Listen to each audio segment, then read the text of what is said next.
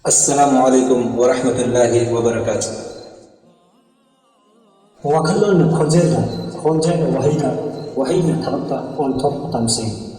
Pandam Misiki Makada, Islamic Research Institute, IRI Manipur na Pudina Lakchin. Yamnaka Nakatanantana, Nungai Visupang Lagadaba, Tauram. Step level open Extempore speech competition. Come awareness program.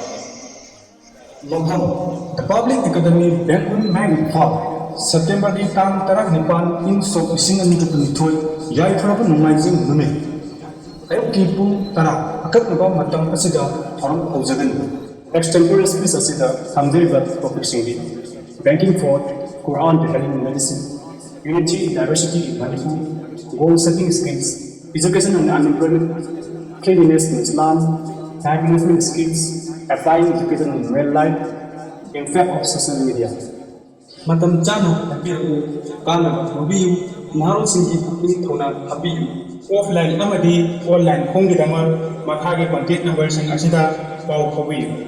Competition asida athoy ehet dagadaba singna panggadaba manaba tumsing adudi.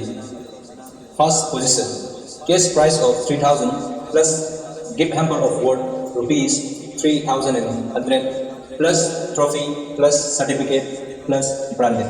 Second position, cash prize of rupees 2,000 plus gift hamper of worth rupees 2,600 plus trophy plus certificate plus branded. Third position, cash prize of rupees 1,000 plus gift hamper of worth rupees 1,600 plus trophy plus certificate plus branded. Consolation prize mga amusot habjani. Pangasing aduda rupees 300 plus gift hamper of worth rupees 600 plus certificate plus branded isagan. Aduga tharum masigi nungai rabat tantham amana. Tharum masida yaubi kadaba participants amadi audience kuding makta rupa chamangagi gift hamper among kudol tausagan. Tharum asida wangang roi biduna. Tum koina kana gada bukum kaya tandikita besimbi ahan buda Mufti Rahimuddin, Islamic scholar, advisor IRI Manipur, Amasang Dr. Pibarel Meetei, Managing Director MediLane Foundation. Karam asida sponsor Pibarel Meetei, Islara Isan, provider Green Sign Advertising, Minuthong Road opposite Kekufan, Imphal. Dr. Pibarel Meetei, Managing Director, MediLane Eye Care, Porompat near Jennings Hospital, Amadi, India Health Cup.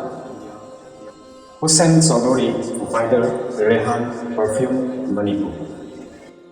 Zakir Hussain, owner, Afa Family Restaurant, Bengoon, Mayang.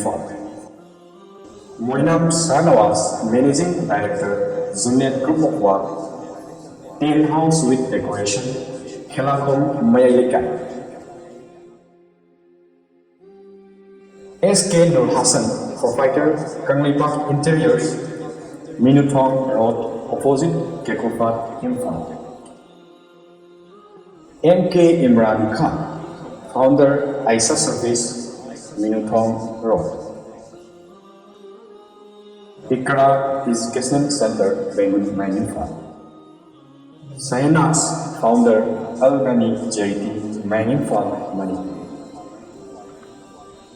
Amar Yumkhaibam, faculty cum founder, Coach Coaching Institute, Bengoon, Imphal.